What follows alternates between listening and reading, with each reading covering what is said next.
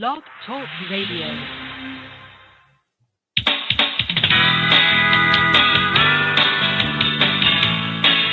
Contra Radio Network, Preparedness Radio, with your host, John Jeffers.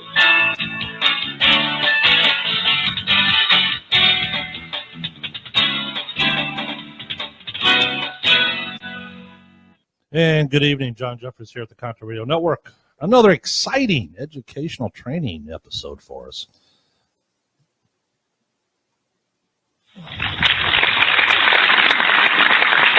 Yes. Yeah, right. If you want to follow us on the live video feed, you can. We're on the Contra Radio Network group page. Dawn is there. Brian, also known as Porky Wheel, has joined us. Welcome. Glad you're here. One of the things I wanted to chat with, I wasn't sure what we were going to do tonight, and then Terry posted something. He said, we're going to learn a lot from this episode, this event with Hurricane Irma. It's like, okay, possibly. I thought about it. I said, you know what? Yeah, we can. And I can do a show about this, and I want to do that tonight. Mainly because this show follows episode 362, where all we did was follow along on one of the Zello channels, Zello.com channels, and just let it play. At some point in time, I got enough and aggravated at some of the calls I heard, and Dawn shushed me. I needed my safe space. She hurt my feelings. Also, if you want to post during the episode, you can. Feel free to during on the live feed. And it's like, it's some of, and I have to agree with Dawn. One of her comments was, listen to the idiocy of humankind.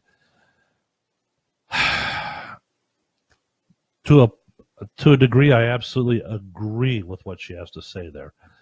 And if you haven't, I urge you to listen to episode 362. Hopefully you'd listened to it already, and so you got an idea of what we're going to talk about. Some of the things that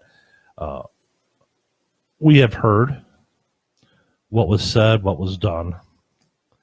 And I put out that episode because I wanted it to be a learning experience, a training experience for prepper group leaders or just preppers in general. Anyways, I think what we need to understand is, I'll tell you what, let's make it easy. I'll give you my takeaway on it. One of the things I noticed, and it's a general comment, some background information on the channel. The channel was set up on Zello to be a search and rescue channel. There were some incidents during the storm that required it.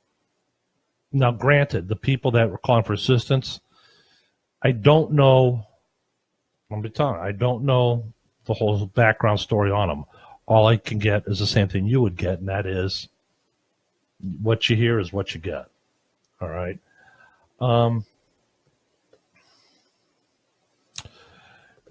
The episode was taped, I think it was the night before, I'm thinking.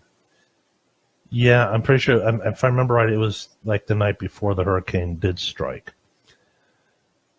Numerous times, and I heard people asking for information that they could have gotten very easily by tuning in to their local news. The storm hadn't hit yet. They still had electricity, they still had power. And yet you keep hearing some of the questions, and I want you to know something. I'm going to reiterate it again. I did not, and cannot, and could not control what you heard. There were some very, what I would consider, inappropriate comments that really had no business being on there. However, that being said, you could see in a grid down situation or a disaster or catastrophe approaching or happening, how the people will react. Dawn's comment on the CRN group pages, leadership needs to be established quickly and efficiently. Individuals who are allowed to speak needed to understand it was not Facebook. And, that's an excellent point. Anyone who was being an idiot should have been muted or booted. Moderators should have blatantly repeated where to go for the basic. And they did. The next day when I was listening to it, they kept saying over and over again, finally, the moderator started booting people immediately. It was ridiculous. And you're absolutely right, Don. The analogy is absolutely correct in my mind. People thought it was Facebook. Where's the storm going to hit? You know what? They didn't know, yet they kept asking. I noticed that a lot of people didn't want to do any thinking for themselves. A lot of them wanted somebody, anybody, to tell them what to do.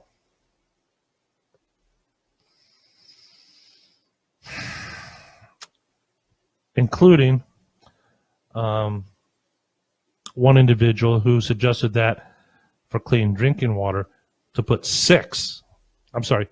2 teaspoons of bleach to a gallon of water to sanitize it. One of the moderators, I believe it was Tansha or Larissa, immediately piped up and said, no, wrong. Use 6 drops, that's it. A lot of people who should have, you could tell which people can follow simple directions. There were, those on there who just didn't want to evacuate. Okay, and granted, was the storm as bad as it could have been? Absolutely not. I agree with that. The storm dawdled, especially the eye, dawdled over Cuba. Not in the Straits, but over Cuba, and that's where the mountains in Cuba ripped the guts out of it.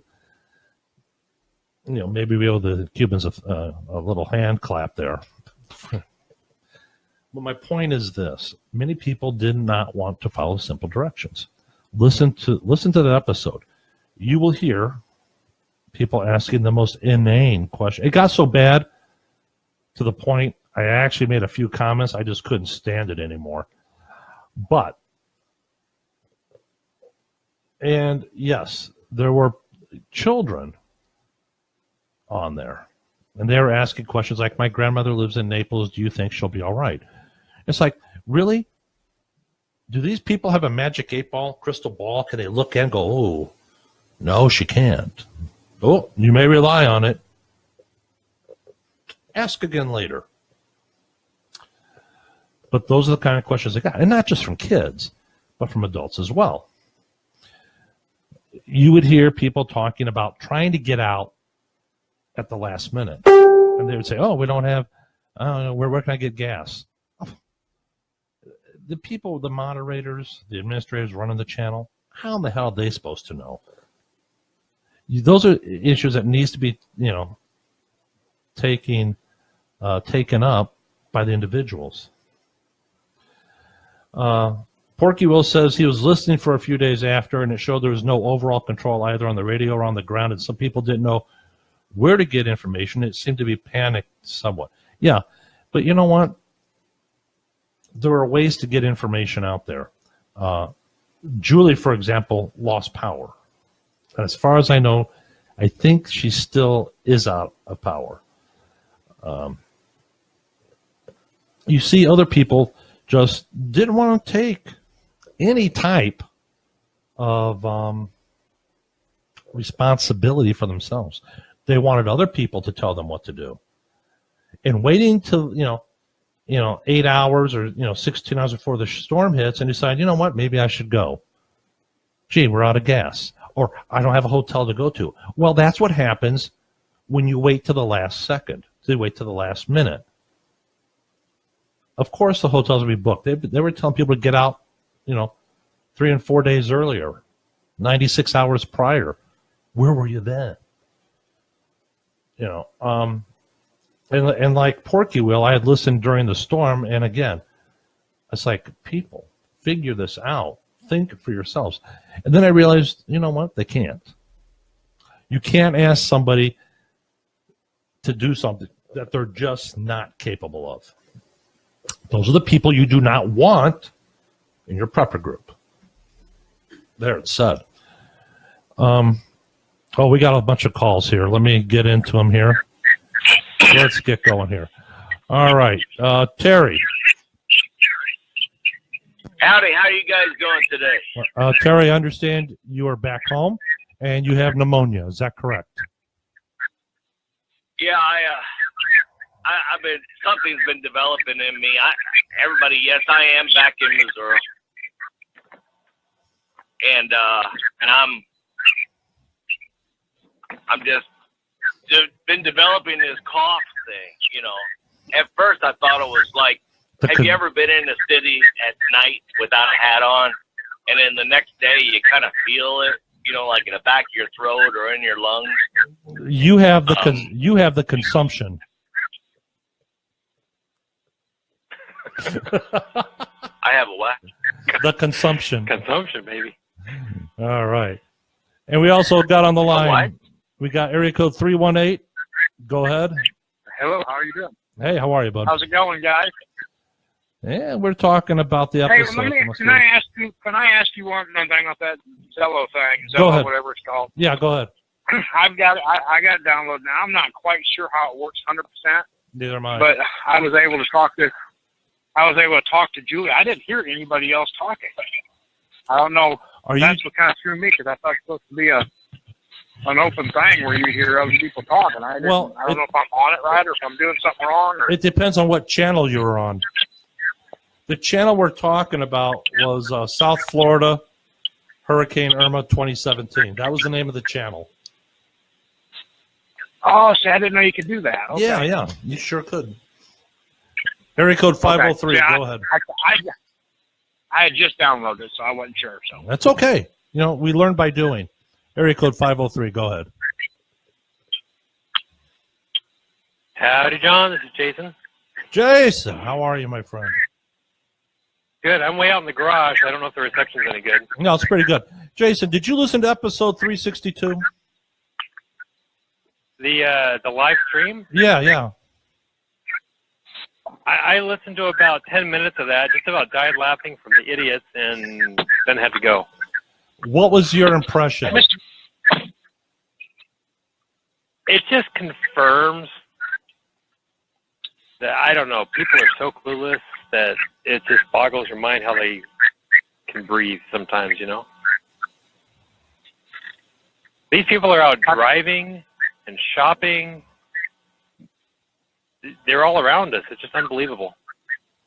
I'll tell you what got me is, you know, Florida said to evacuate. Yeah. And if you stay, we can't come and get you. But the first time people have stayed, and somebody come get them because they didn't have any food and water. It's like, what did you think was going to happen, people? And I agree with what Jason said. Exactly. I agree with what he said. You know, it's like, where have you people been? Under a rock the last 4 days? People are running. No, the comments like, I have a generator. I've never used it. Oh, yeah, there was that one. Do I I remember put it that outside one. or inside? I finally got never used it. You know, you say that, but there was a family that was killed because the generator fumes were going in the house with them. No, you know what? People barbecue in their garage and die all the time. I know. You know what? Yeah. And I got so frustrated. I think you could hear me muttering something along the lines of, "No, you need to run it inside." That I was like, so. Dear God, please do us all a favor. I agree. Yes, that's how frustrated I was getting. They don't have water. Everybody's dependent on bottled water, which is crazy. It only lasts for so long. Why don't you store your own bottles? Why didn't you put the milk jugs full of water? Why didn't you get a Bob? Why didn't you just take a pitcher and fill it? No, there were many people like that. But there's no thought. People have forgotten how to think. The TV has dumbed them down so bad. They watch Oprah and daytime whatever talk shows and crap. No, I want to. Low-Peered Galoot is on here, and he's right. Remove the warning labels on the generators, because obviously you don't have a clue and should not be allowed to own one, much less run one. If you're asking, can I run it inside? Yeah. But that's part of it. You listen to episode 362, and you're right. There are people out there who don't have a clue. Again, I've never run the generator. Well, why didn't you try it?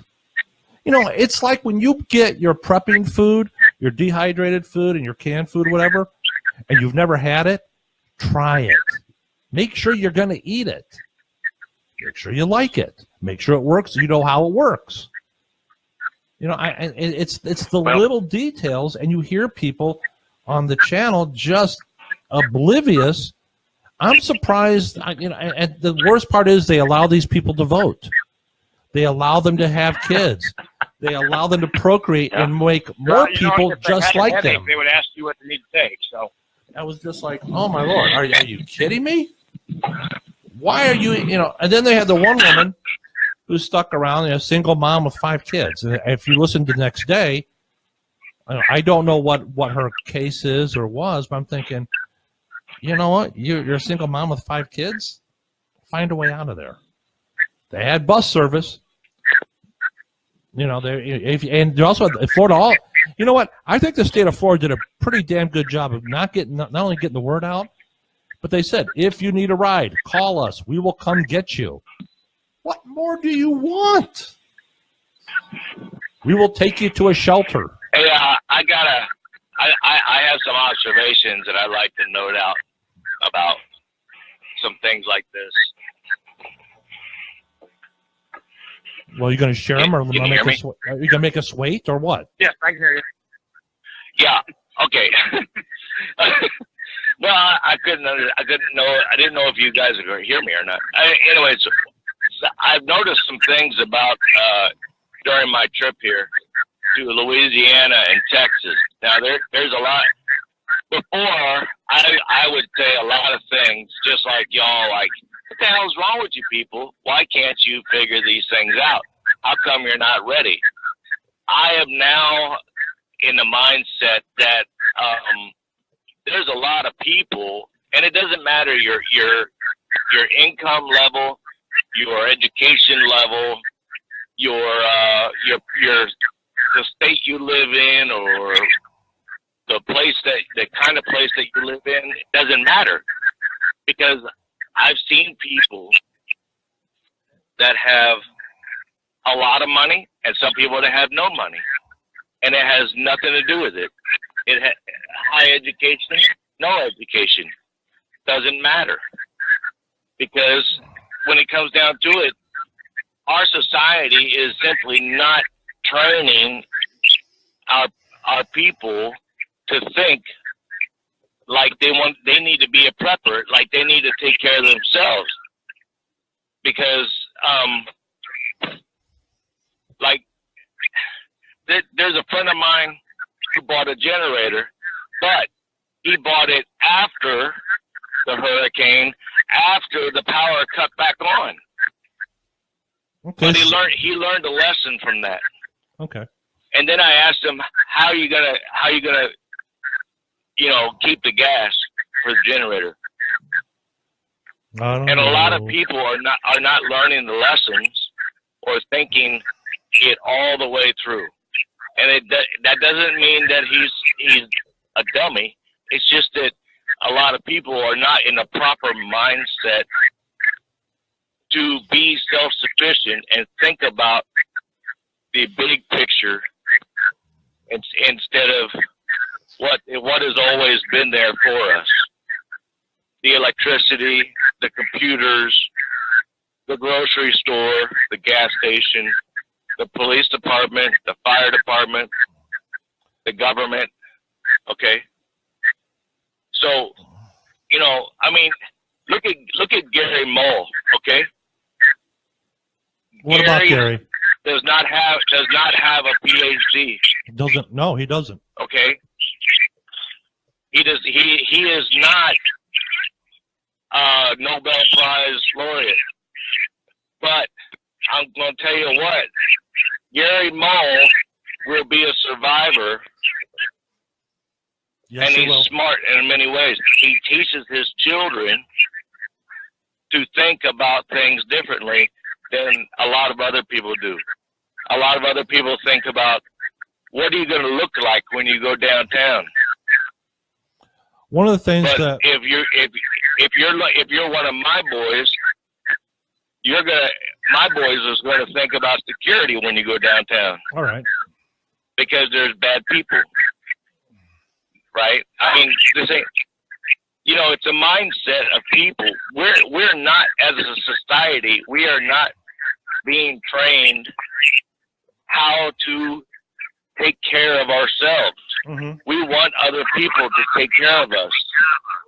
Okay.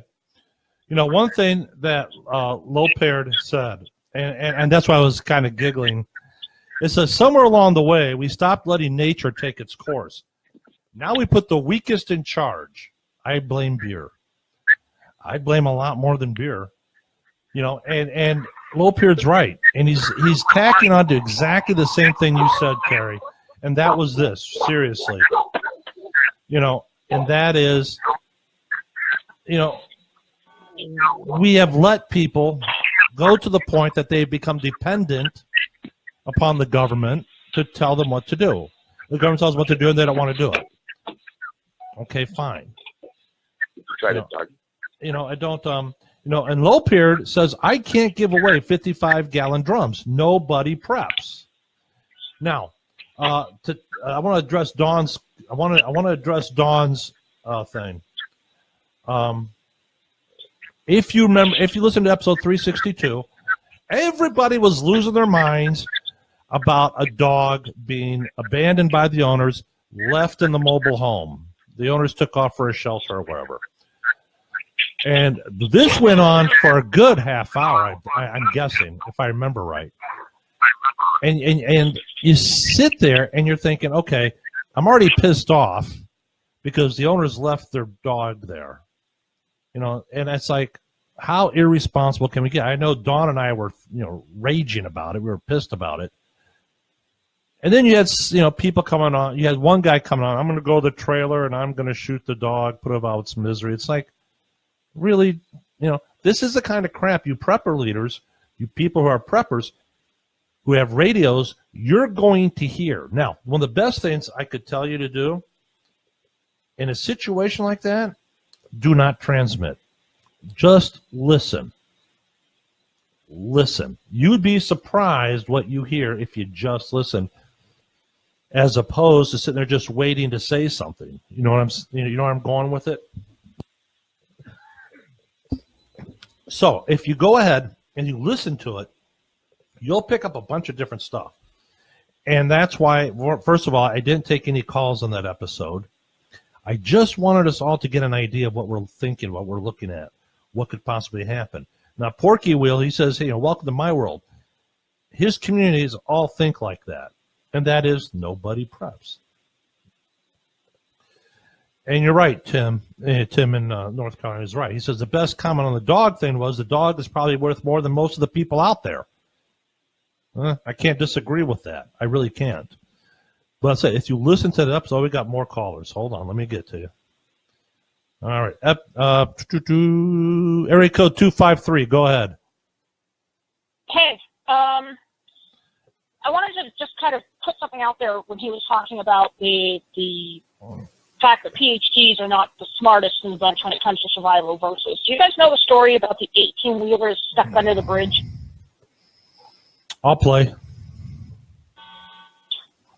Is that to let the air out of the tires? Yeah, that's right. Yes. Yeah, you let the air out of the tires. Yeah. But the thing is, prior to the little boy saying that, you had the DOT show up and they're talking about how they're going to have to restructure the bridge to get this thing out. Prior to that, you had the State Patrol show up saying that they're going to have to go ahead and use the jaws of life on it. I mean, all these people who are supposed to know what they're supposed to do because they're supposed to be educated came up with all these radical, extreme, many of them hundreds of thousands of dollars worth of damage type stuff to do. And it was a little boy standing there eating his ice cream cone that said, "Let the air out of the tires." Fact of the matter is, you are correct. 99% of these individuals who think, and I do mean 99% of these individuals who think that they are ready and prepped and locked and loaded. The moment you give them a 12-hour shift with no electricity or internet or anything else, they go nuts. Oh, yeah. They can't handle it. You know, I have said. I was with. But, I have said this, and if you listen to this show, you know I've said it. Electricity is the thin veneer of our civilization. Exactly what Dawn says. Mhm. When it goes, people lose their minds. They don't know what to do. How do I live? Can I say something? Do you want to say something? Yeah. Well, Going back to the dog thing, Oh, I would make a big deal about it because I hear they taste just like chicken. okay, and that dogs bombed. doesn't taste like chicken. All right, that bombed. Dog doesn't taste like chicken. Dog actually kind of tastes like a sweet beef. That's cool. That's cool. I don't even want to I'm know. part Asian. Sweet meat is what we're all about. So, but we had an ice storm here about 10 years ago. I was pregnant with my youngest, and this ice storm was so bad that for 3 weeks, literally for 3 weeks out here in Spanaway. Now we're right here in Washington State. We were without power completely. One thing I've always looked for in every house that I've ever rented or owned has always been a fireplace. Mandatory. I don't care if I never have to fire that thing up. It's mandatory to have a fireplace in my house. We survived in a 3-story. It was a split story, so it was actually, 2-story, but it was basically a 3 because of how the stairs were. We survived for 3 weeks in a 3-story with no power. We had neighbors going insane. They could not handle it. We were not using a generator. We didn't need one, really. I was able to cook everything I needed to in that fireplace. I was able to heat enough of the living room so we could all sleep in sleeping bags. Remember, I'm pregnant, by the way, in that fireplace. We did have transportation out to go get food out of the area. But even then, there was limited access to stores and everything because in our central area, I'd had to go outside of Spanaway to get food. Make a long story short, we were able to survive with minimal needs. And I'm literally watching neighbors falling apart. We had some come knocking on our door begging for us to take care of their kids because they knew that they just couldn't do it. And I'm looking at them saying, people, it's not like it's a nuclear war. Number one, it's going to end. And number two, it's really not that bad. And I had to show them what to do. Okay. The fact of the matter is, with all these fancy prepping, I went through after Ladies of the Watch had a show on what you really need for prepping. And Julie and I was one of the last shows I did with her. And I started thinking about it. And John, I went through my prepping material and my prepping kits, and I literally got rid of 2/3 of my stuff. Because I realized exactly what she was saying. 2/3 of what we've been told we need, either I don't know how to efficiently use, I haven't been properly trained on, like, for instance, some of the medical kits that we had. The reason to have it, you can have something else that could substitute for it. Yeah. So you didn't need 15 different things. One thing would work for 15 different things. Okay. Or, and this was the biggest one for me, seriously, do you really have to carry a knife that has 17 different blades on it? When in fact, you're really probably only going to need 2 knives, one with a big heavy blade and one with a thin sharp one. So we went through, we literally cleaned house where our bug out bags now like 10 pounds each. Yeah, your multi-tool should be on your hip, not on your bag. I agree. Well, still, what I'm saying is that Should be on you every 24 hours a day, 7 days a week. That's my personal opinion. Right. And that's what I'm saying, is that we had a wake-up call because we thought we were so educated. I personally thought I was really educated because part of my religion and part of my culture is very, very native, very, not survival, I wouldn't say that, but nature, dealing with things as equal balance and minimalistic. And I really had to kick myself in the butt because I wasn't as minimal as I thought. Okay. With that said, what else have we learned from episode 362? You're gonna end up with idiots in in your survivor situation Let's see that what I you got. really don't want, but you're going to have to deal with? I got 5 callers. Dogs taste like sweet meat. What have we learned from episode 362? I'm serious. What have we learned from this? Today they found, Dogs taste like sweet meat. they had that story that broke this morning of the people in the nursing home. Mm-hmm. Where They were did. where were the caregivers? Did they abandon them and leave Yep. them there? Because if they did, they're looking at a criminal negligence problem. Mm-hmm. And, And I watched the thing on the news. Right before the hurricane. They said it's much easier to leave the elderly in the nursing home because anybody that has like Alzheimer's, when you disturb them and move them from their environment, they go to the hospital and a bunch of them die. Yep. They give a statistic on all these older people before the hurricane hit, and then you hear this on the news and you go, gee, did they just say that to cover up the dead? I mean, Well, Well, No, it's actually, pretty clear. we- Well, it's pretty clear there's some criminal negligence that occurred, but they also were evacuated. I clearly remember hearing nursing home being evacuated during Irma, right? There weren't supposed to be anyone left behind. I'm not sure if we're talking about the same nursing home that they reported on initially about the I don't either, but evacuation. there were 2 or 3 nursing homes, they said, that could withstand the hurricane. They had backup food, backup water. They had everything to keep the patients going until they could get back up online. And, no, to and me, it didn't sound right when they did the story. it probably wasn't that's just right given this. Look, that's and that's something we ought to think about. If you have family that is stuck in a nursing home, like your parents, for example, you need to go get them. This happened during Katrina in Louisiana, and a lot of the patients in the nursing homes down there were abandoned by their caretakers. Yeah, and I can tell you with that particular storm, the Mhm. number that they give, I can't remember what the total death toll was that they said. That was a drop in the bucket compared to what it really was. Oh yeah, and they Yeah, and we got to be clear about the situation, because there was reports about one nursing home that had water up to the waist, and they were evacuating. The problem with having air conditioning running during a hurricane is that if there's a flood, we're talking about electrocution type conditions here. So call it what we will, criminal negligence, ineptitude, but definitely, it could have very easily went in another direction, and if the air conditionings were working, more people would have been dying because of the flooding and power going through live power lines. So, It's a damned if you do and damned if you don't scenario. pretty much. It's not.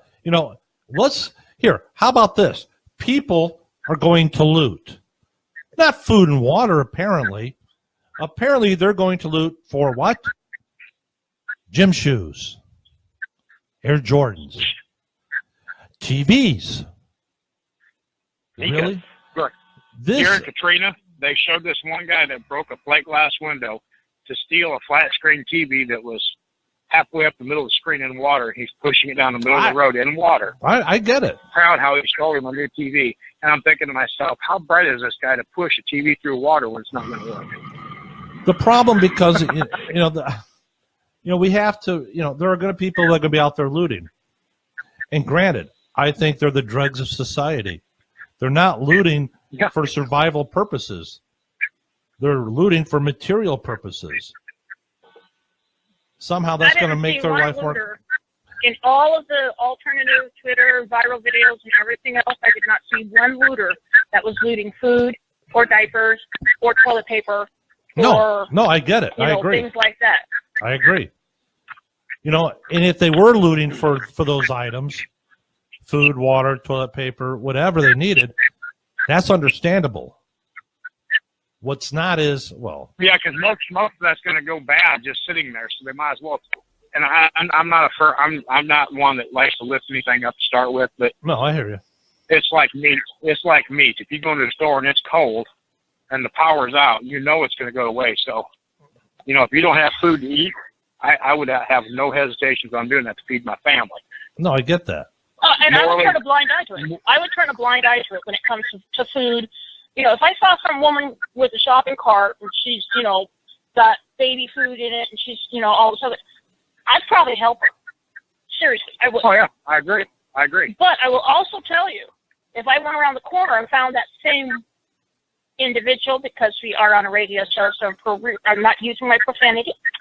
If I saw that same individual with a sign up saying baby food $20, I'd beat the ever living shit out of her.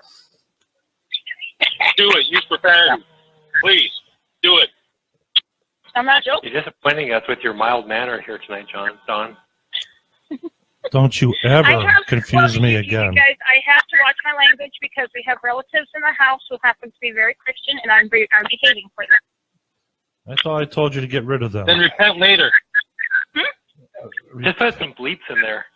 Bleep, bleep, bleep, bleep.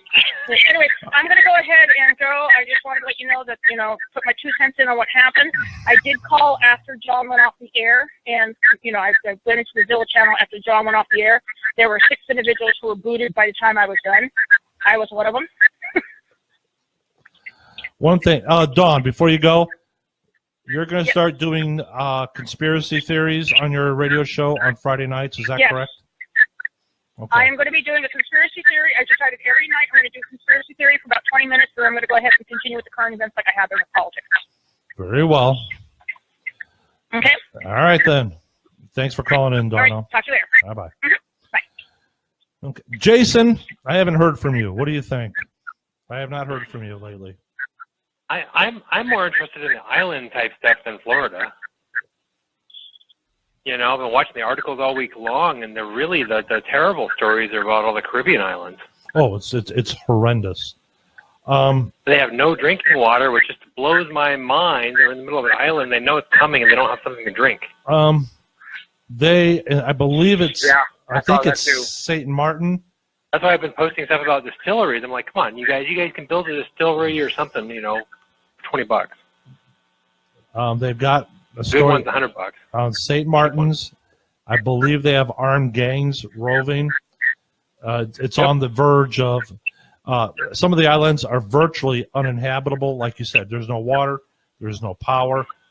On some of the islands, over 90 to 95% of the structures are gone. They've got the islands are uninhabitable. I did understand that some of the cruise ship lines are sending their cruise ships to these islands to because they have the facilities on board to make their water and all the other stuff, provide electricity as best they can, and I think that's the right thing to do. So, oh yeah, there you go, Tim. Episode 362.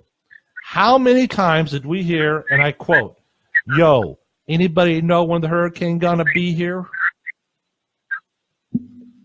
Oh, I got. You mean their free Obama phones didn't work for them? No, they're too lazy to turn on the TV and check. This is the day before. This is like the night before it hit. So they were too lazy to turn on the damn TV. They had a free ride out of town, and half of them turned it down. Exactly. One thing I want to make clear: do not let somebody say I couldn't leave town because I had my pets. The federal law is very clear on this. If there is a hotel or a shelter that receives FEMA funding, then they have to accept your pets with you. And and don't let the hotels tell you, "Oh, I'm sorry, we don't allow pets." If they're getting FEMA funding, then they have to accept it. So. Well, I can speak for Harvey when Harvey hit there in Texas. And, of course, Terry came down, and we talked about this a little bit, but they opened a shelter up at LSU, which is outside Alexandria, and they was bringing refugees from Texas in there. And they did a story on the news, how they accepted the people they didn't even have clothes. They had wet clothes on yet because they didn't have anything else, and they was not donations to certain clothes, socks, underwear, so forth. And dog food, because these people had dogs and cats, and they had another part of the shelter opened up strictly for their animals. Well, there you go. So you're right on that. They They had places to put these critters, so they couldn't say there was no place to put them. You know, Shane is in our chat room on the video feed. And I want you all to listen to this and think about it, especially you prepper group leaders or people are thinking about starting their own prepper group. And he says, people can't even prepare for themselves, so why would you trust them to prep and take care of you? Well, you can't. Exactly. You can't. You can't. You know, in my neighborhood area, I've got one guy that lives down the road from me a couple miles. And, you know, if crap came bad, I could get his help. But really, my nearest friend that I could say that would help me in the ways I would need, just 50 miles away. And he's, you know, I've known him for 25 years. And the rest of everybody else, they're sitting there with thumbs in their butt going, which way do I go? I don't know what to do. You know what? And these are the people, you know, a lot of people criticize FEMA. And if you know, I take a different view of FEMA because FEMA has to try and prep for 315 million people. There's a very, very, very, very low percentage of those people that are actual preppers. Meanwhile, you got people that FEMA has to take care of. That's their job. It's an impossible task. I just look at it and I'm thinking, really? I'm listening to the transmissions. I'm listening to the exasperation of the moderators. You know, I don't know how many times they had to say, clear the channel, because they were trying to get some information out. The day after, I don't even know how many times I heard tornado on the ground, and people are saying, we're out of power here. Well, yeah, well, really? You're out of power? You're the only one. Oh, stop the presses. I'll tell you something I had a thought of, John. Go ahead. All those preppers that are helping their neighbors, you're not going to hear about that. You will never hear about it. It won't make the news. It won't. Will not make the news because they don't need help. They're not out there exposed. They're hiding in their shelter, or they're all put together and trying not to draw attention, right? Not only that, but the media wouldn't report on it anyways because they believe in big government. Everybody needs the government. They will never report that. They're saying there's places in Florida right now that's going to be at least a month before they get a service back to that area. Right.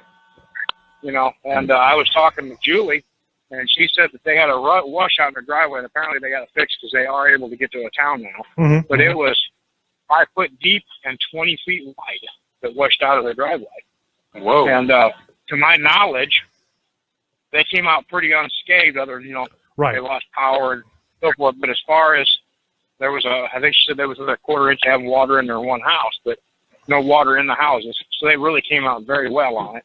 And considering I got a feeling she was pretty prepped for a lot of stuff, so I think she's going to be all right. So Julie, it was not. They worked safe. Yeah, they weren't. Julie they made had the storm and did pretty good. So Julie had relief supplies. She was going to take to Houston the week before. Now, if you listen to the episode 361, myself and yes. who else? I think Tim was on that episode, and we said, hold off. You're going to need those supplies. Don't go to Houston. Stand by. You're going to need those. And I'm glad she listened. I'm glad she didn't do it. She did help one of our listeners, an elderly gentleman with his wife. I won't say his name, but she got him. Not only did she get a hold of him and got him calmed down, but she got him and his wife to a special needs shelter. He had water. He told me, he says, I got water. I got 36 gallons. I'm thinking, okay, if it's a gallon per day per person, you and your wife, so you got about 16 days worth of water. Okay. His big thing was he couldn't get out of the house soon enough to go get some canned food goods. Julie was there. She lived somewhat. She doesn't live close by, but he lived in Florida as well. She got him taken care of. Kudos to Julie. Now, I did get hold of him afterwards. He's fine. Again, The house doesn't have electricity, but the house is still good to go. I said, when things get back to normal, Julie and I will get a hold of you, and we're going to have you prep intelligently. We're going to help you get prepped again, so that way you don't have to. Because at one point he says, "I'm kind of scared." You know what? I said, "Don't be scared. We're gonna get you out of this. We'll help you out." So, but Julie did a fantastic job. I'm glad Julie listened to us. It did not go to Houston with the relief supplies, because I got a feeling she's going to go through them a lot. And most of those supplies were charity to give away. So, God love Julie. There you go. Glad to say not only she's a host here, but she's a listener, and I'm glad that we got to know her. Oh, and she's so intelligent, she'll lead people and coordinate, bring calmness, right? Help people, figure out what to do with their Oh environment. yeah, I definitely see that one come. That's a given there. What else did we learn from listening to those transmissions? So am I to understand that when that whole thing was going on, you were monitoring your ham radio there, John? No, we were monitoring Zello.com. Zello.com had a channel that was set up. It was called South Florida Hurricane Irma 2017. It was set up as think of Zello like this. Zello is like a CB radio I know. for your computer. Yeah, but it still relies on cell phone services to work. It's not like point to point. It can work. Well, no kidding. I said it was for your computer.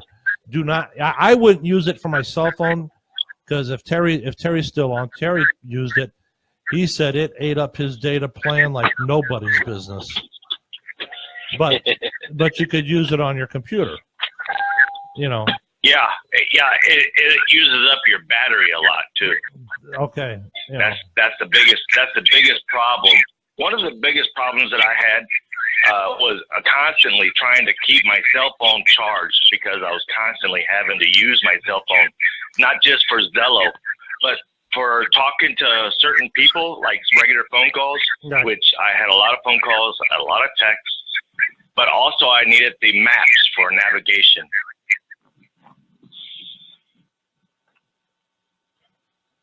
Are you there, Terry?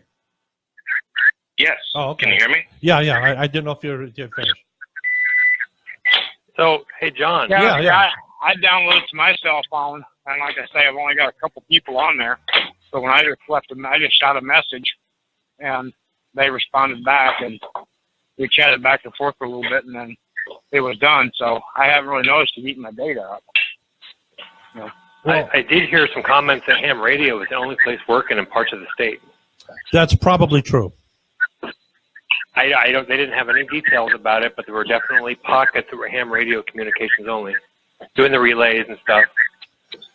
During most natural disasters, Yeah. you can count on ham radio being around. Somebody is monitoring. Somebody's got a Radio Shack rolling. You can almost count on it.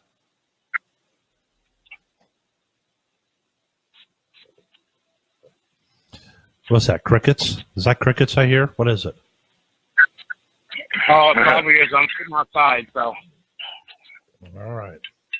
No, I noticed that there's a lot of people, and we've seen some of these stories before. We were posting these on Country Radio on Facebook, Right.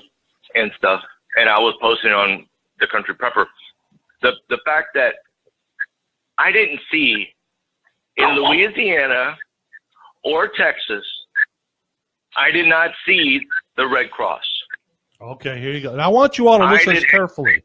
Listen to carefully. The man was there. Terry, tell him what you saw. I'm telling you that the entire time that I was in Louisiana and Houston, Texas, and believe me, I didn't just go to one location, and I didn't just stay there and not see anything. I was in several different shelters in Louisiana. I was in several different shelters in Texas, and I went all over the place. I was roaming for passing out food and supplies. Mm-hmm. I was out roaming around trying to doing medical runs for things like insulin, because people didn't have coolers and stuff like that or refrigeration. They needed medical resupply for things like insulin. Mm-hmm. And so the entire time I'm running around, I noticed that I never saw the Red Cross. The one time I saw the Red Cross was one truck with two men on one day, and they were passing out food. Other than that, I never saw the Red Cross for anything, even just driving around. I didn't see him. From what I seen on the pictures, it looked like it was most of the community, the ones that actually wanted to help, are the ones doing the work, like you and a few other people that are new on Facebook. Right. Now, the one thing I did see, and I was asking each shelter, who's operating this shelter? I was always curious about who's operating the shelters. It was always a faith-based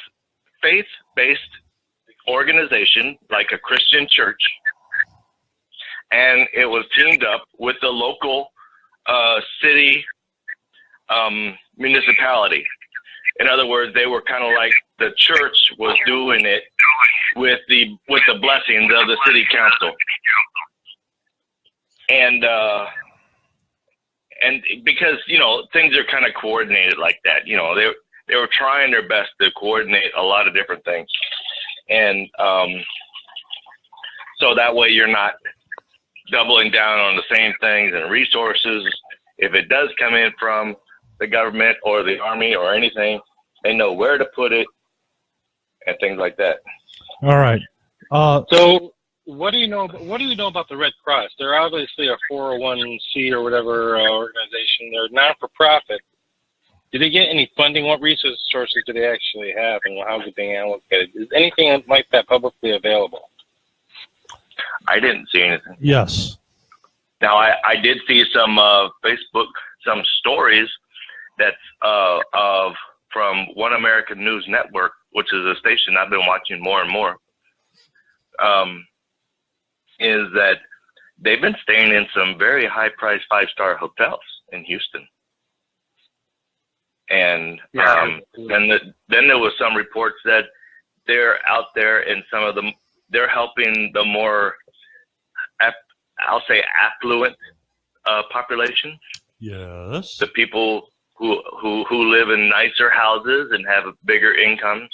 And why is that, Terry? You know, well, because money talks.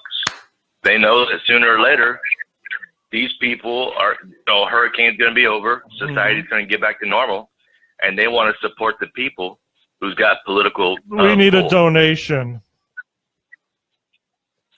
One thing, Brian K is also in the chat room. You know, he says, and one of his comments is, and this is true. I think we can all agree on this. He says, also as a prepper, why in God's name would you have to wait till the government tells you you should have to leave? Are people not capable of realizing without the government telling them that they may be in danger? And there's a certain segment of society, and the answer is yes. They won't do anything to think for themselves. God forbid they should take responsibility for anything they think, say, or do. Now, Timothy P. It's the truth. Now, Timothy P. It's the truth because. Yeah. Hold on. Timothy P., who's down in Houston at his father-in-law's funeral, talk about really good timing, he says, I never saw the Red Cross either. Salvation Army was a cluster, but local churches were humming like a well-oiled machine. There you go, people. Two people who are down there. Well, and that's what I'm telling you. That's more your local people getting together and doing what they got to do, you know. Well, yeah. And a community church is that. It's the townspeople, you know. Right. Well, that's the way it's supposed to work, right? You start with the Yes, individual, move to the family, and then you move to community and community churches. Then you move out to, you know, the government later. It's just a mess. Even all authority and all leadership should be that way. You would think so. Head of the household, head of the church. You know, the churches. Government should be below all of that. I think Terry will agree with Tim that the local churches were rocking and rolling. They had it together. They knew what they wanted to do, and they got it done. Yeah, there's a reason they're called non-denominational community churches, right, in good towns. Well, They don't exclude themselves. They don't exclude people. They don't say, hey, you're not rich or poor or black or white. We're a community. Come on in. I have not heard anything like that. And I don't think at that point people care about denominations. They're worried about food and water and who can get it for them and help them out. So what's, and I always think about when you're supposed to prepare for stuff like this. Now, that's down south. That's the Baptist Bible Belt, right? But now the LDS, the Mormon Church, is supposed to have all this stuff put together. Who is? Are they down there in Texas at all, or Florida? Who? No, I never saw Mormon. them. The Mormons? Yeah. They might be down there. Hold it. They might be there, but I didn't see them. Let me tell you something. Mitch They Ryan. have these giant warehouses every so many miles full of stuff. Mitch Ryan is a listener of this show. He is a Mormon. And yes, the Mormons prep. They may not be in the big cities, but they're there. Now, I haven't heard anything from Mitch, in a while, but I assume he does listen to the downloads, the podcast later, and I'm sure he'll comment on this if he doesn't call in first. But that's, an excellent question. But the Mormons are there. As a matter of fact, they're there. They're there. Yeah, no, I don't know how their community outreach works. I've never seen that in action, right? I do know they encourage every family and individual to have their 1 year's worth of food, I think it is. Right. Along with the grinder and some other stuff. We have neighbors up the road, and he's a ham radio. Yeah. Every single person in his family has their license. Good. There's 9 licenses in his household. Wow. He's got solar panels. He's got antennas. He lives right next to the big well thing. So, I know that they definitely take it seriously. So it's good to see that in the neighborhood, right? People you can maybe, think about teaming up with. But I just don't hear them in the news, and I don't know why. And you won't, because it doesn't fit the MSM narrative of big government. People have to rely on big government. Government must be the end-all, be-all. And that's just not the case. So where's all these FEMA camps? Shouldn't these people all be in a FEMA camp somewhere happy? Well, I don't know. I mean, put them on a train with boxcars, load them up like cattle, take them to a FEMA camp, keep them happy for 6 months. You know what? There are some people that would love that. They would. Right. There are people out there be surprised that people would love like Camp that. FEMA.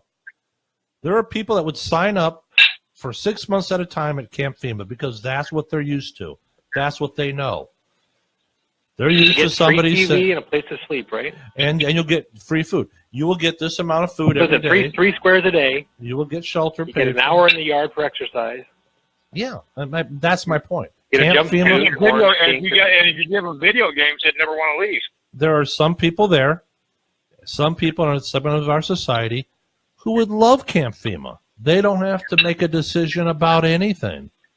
The government will just tell you where you're going to sleep, where you're going to live, what you're going to eat, when you're going to eat, how much you're going to eat, how much you're going to drink, what you're going to drink. And they're just fine And how many with times it. a day you're going to use the bathroom. Or how much toilet paper you're Dig your allowed own to toilet use. hole. There's right. a certain segment of society that would love Camp FEMA. They would sign up for that voluntarily. I know Let's face it, there's a whole society that does not think at all for themselves. there is, and we heard this on those Zello transmissions. Think about what you heard.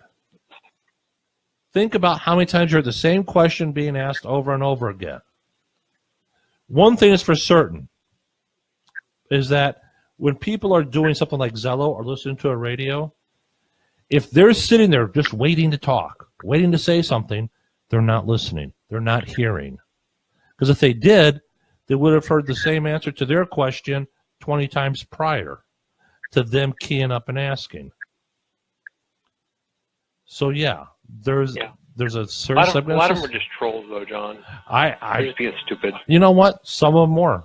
And that is what you're going to have to deal with when you have a grid down situation. a potential catastrophe coming, and you're listening in on your radio. And I'm not talking about Zello. That's why you will hear that's people why doing I moved that. 15 miles out of town. Right. Yeah, but those people made me want to go there myself and go shoot that damn dog. I was tired of hearing about that fucking dog. You know what? There is always something. And this is what the kind of people we're going to have to deal with when and if the grid goes down or there's a regional problem. I mean, we got an idea of what to expect, and that's why I did that particular show. I thought this is a great tool for us to learn from, something for us to get an idea God, of what it's hard to listen to, though. Oh. You just scream it and make it stop the whole time. That's why it was only an hour. Make it stop. And at the end of that hour, I'll be honest, even from Texas, I knew we was going to get brushed by that Harvey, but I knew we weren't going to have like devastating damages by no means. Mm-hmm. And but we did. We had extra gas put up. We had extra supplies, period, put up, just for the fact that they raised gas prices up. We would have enough gas to get by for X amount of period of time, and and we did that just for the fact, we run our business from a house anyway, so you have to have so much gas to do your work, whatever. Right. And we never slowed down. I mean, yeah, we got slow for a few days, and even while Terry was here, we were slow, and when he left, we picked back up again. But it, everything fell into place like it was supposed to. We never stopped doing our everyday living by no means. Right. Nothing ever stopped. We just kept right on a rolling, Mm-hmm. and that's what you have to do. I mean, you just can't lollygate around and wait for it to come to you. You got to go out there and get it done.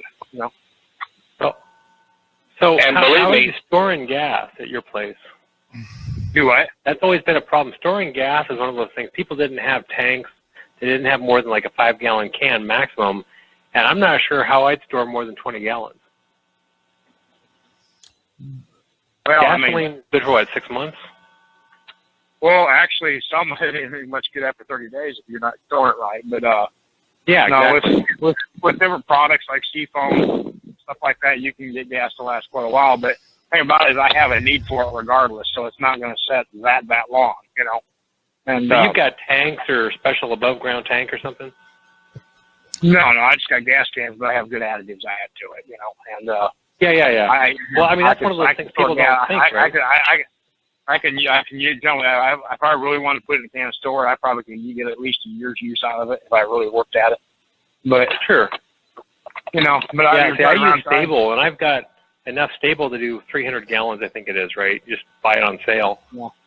And Stable, nobody- Stable does all right, but Seafoam, if you mix Seafoam with Stable, it lasts a lot longer. Okay, mix the two together. Okay. Well, I'm just looking at the 30-day rotation. One is a stabilizer, where the other one is a treatment. So Right. it's two different things, but I just use Seafoam. I'm gonna be honest, I'll use Seafoam. I've known gas lasting in Gunner for 4 years with Seafoam in it. So, and then you pull it open, the fire up, smells good, and it runs fine on third and second pull. So, not mine, just a friend of mine's got one, and he So starts take a poll, John. See who's got Stable or Seafoam or some other additive in their possession right now. Online. You heard the man. Shout out, yes or no. That's a simple thing, because if you can store a little bit of gas, it goes a long ways. I've got a tractor. Clearly, I use my tractor, Mm-hmm. and if you don't have it, if you got shut down where there's no gas and you have an extra 20 gallons, you can, if you're careful with that, you can go quite a while. Okay. Well, I think about number of miles, right? All right. How many miles can you go with what the gas you have on hand if you got a bug out or vacuum?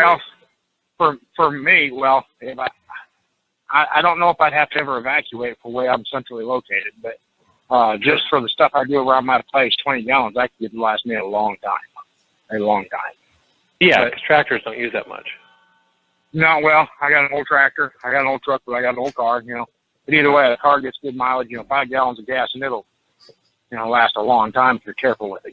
Same with my old truck. It's not the best, but for no more than I drive it locally, if I haul a load with it or whatever, it's not going to be staying in one spot, you know. I had a lot of friends that were stuck down in Texas. They were up north of Houston somewhere, and they were waiting 2 hours for gas, going 2 or 3 or 4 different locations to get gas. One of them ran out of gas. And I'll be honest, when I seen the storm coming up to Texas, way before it hit landfall, I already had me 20 gallons for the garage, you know. Okay. But that's just me. I always try to do things at least a week in advance, just to kind of. And once you're used to doing it that way, those comes a second nature. You don't even think about it, you know. But you got to have certain supplies, especially like me. I've got a lot of kids, so I got to make sure there's stuff put on the table. I got to make sure everybody's got their needs before it hits, you know. Right. And then I want parents to look after, you know, so forth, that kind of thing, you know. Yep. And now I'm not in a situation where my roof got blown off. I got 3 foot of water in my house, because that's a whole other scenario. But where we're centrally located, that probably won't happen. I mean, I'm not saying it could, because anything can happen, but it's very doubtful I'll ever flood here. Yeah, forest fires are what we worry about out here. And they're rolling out there. Yeah. Yeah, we're on the other side of town from the gorge, but I would actually. we're on the edge of the Tillamook Forest where they had the big burns here, you know, last century. Yeah, I would be a little concerned about a forest fire where I'm at, Mm-hmm. as far as worst case scenarios go. Just the fact we're so far out in the woods, and Right. Yep. and now most of around my house is pretty much clear cut, but I still got a lot of brush, underlying brush, you know, that's around my place. And of course, Terry, he'll tell you I'm not the best landscaper as far as mowing goes. So, but yeah, it. But if you had a forest fire, you'd be in a shitload of trouble if you're surrounded by fire. Oh yes, I would be. You know, and you know, if you keep it bush hog, you still got dead grass. That's fuel for a fire anyway. So I don't think you No, can but just try I to mean, keep like the house wet.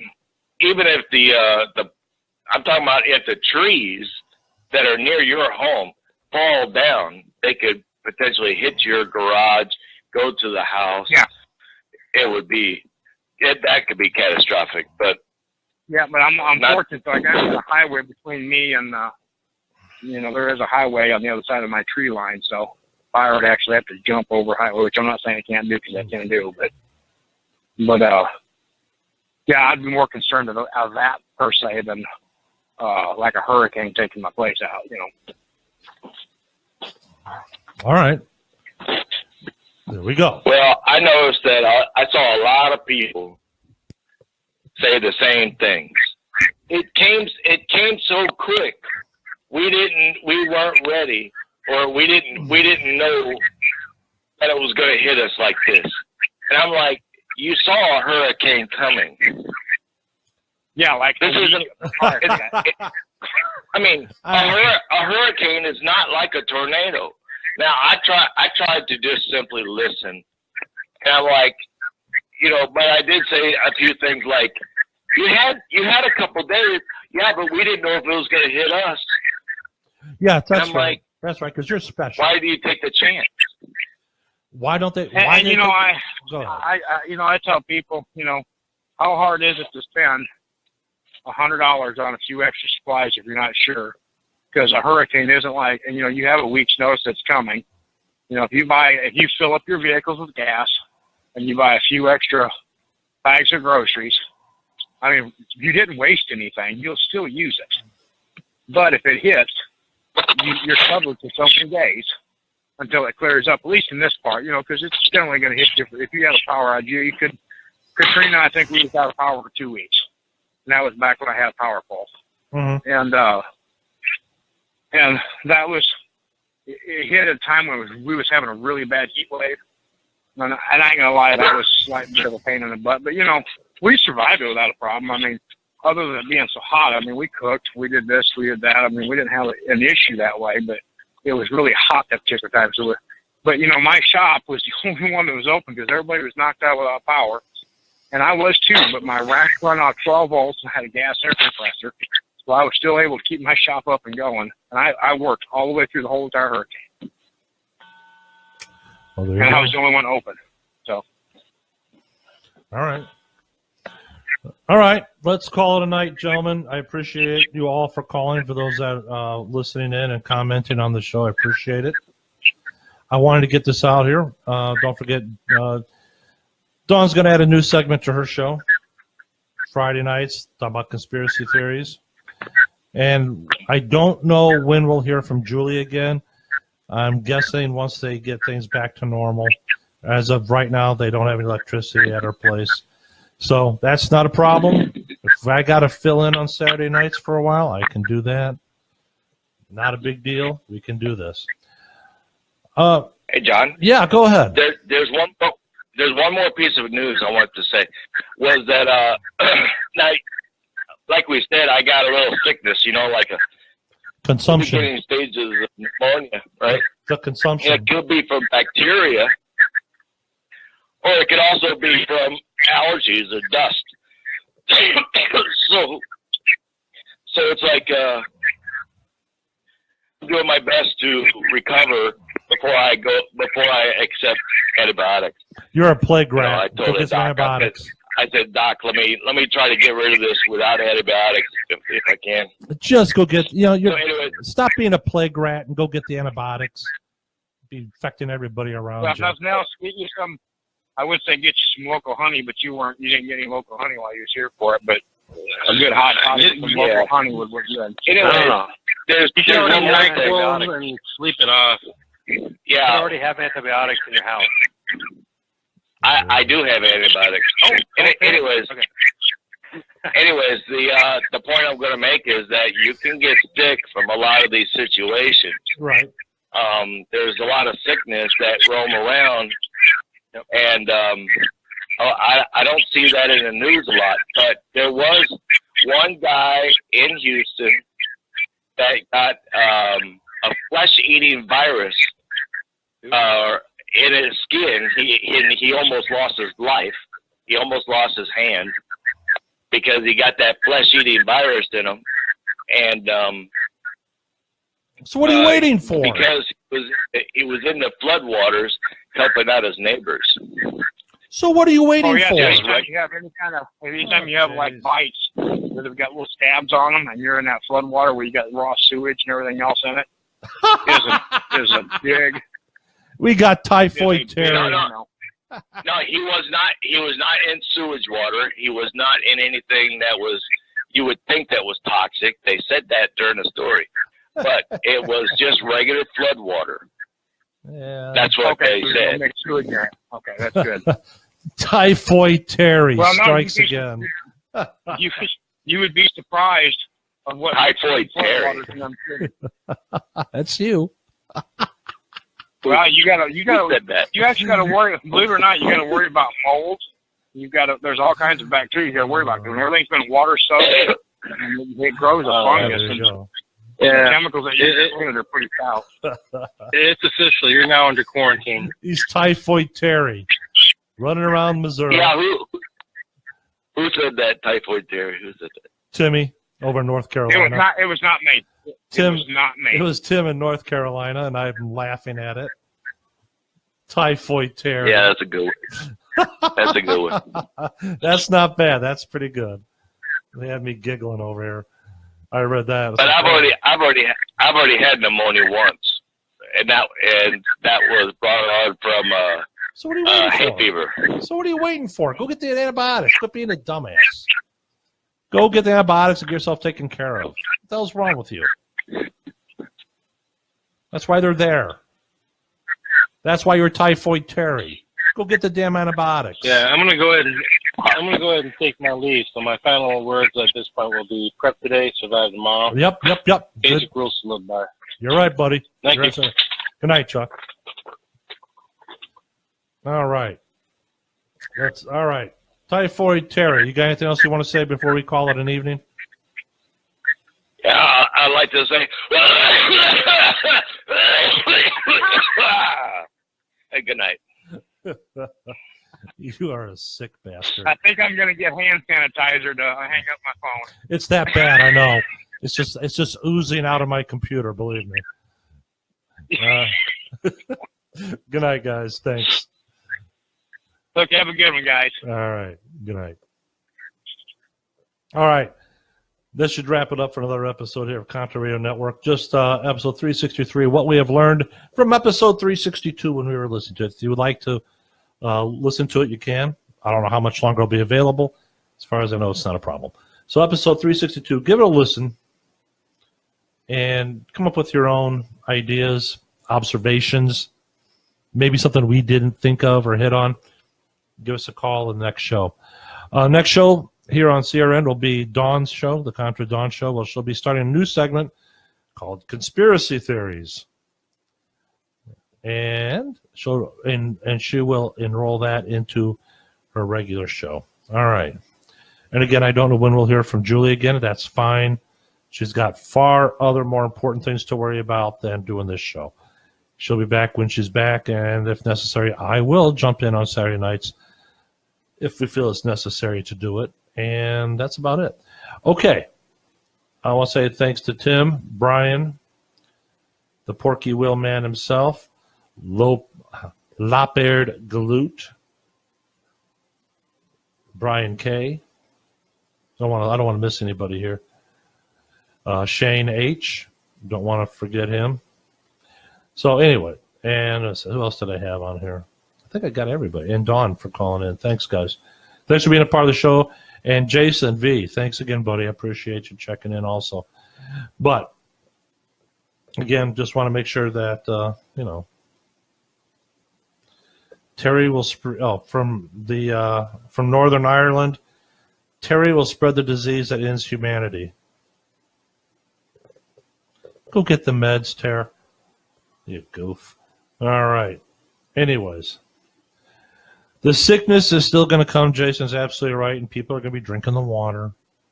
They're going to be wandering in that toilet over there. So yeah, Jason's right. That's exactly what's going to happen. They'll become infected. And we know what happens. So for my prepper and patriot friends, I say this to you: be alert, be vigilant, and be safe. I'm John Jeffers here at the Contra Radio Network saying thanks for listening in tonight. I really appreciate your time and your participation. And tell your friends. If you like what you're hearing here, tell your friends. We're here. Tell people. Get the word out. Just remember, the more people that we could get started prepping, that's less people knocking on your door during a crisis looking for food, water, and everything else. They may not know, but it doesn't mean we can't help them. So let's help them. Let's get them started. Let them know what's going on. Have them listening to the show. We can always help. That's all. That's why I'm looking at it. And I want you to look at it the same way. All right? I'm John Jeffers. I want to say good night. And thanks for tuning in, guys. I really appreciate it.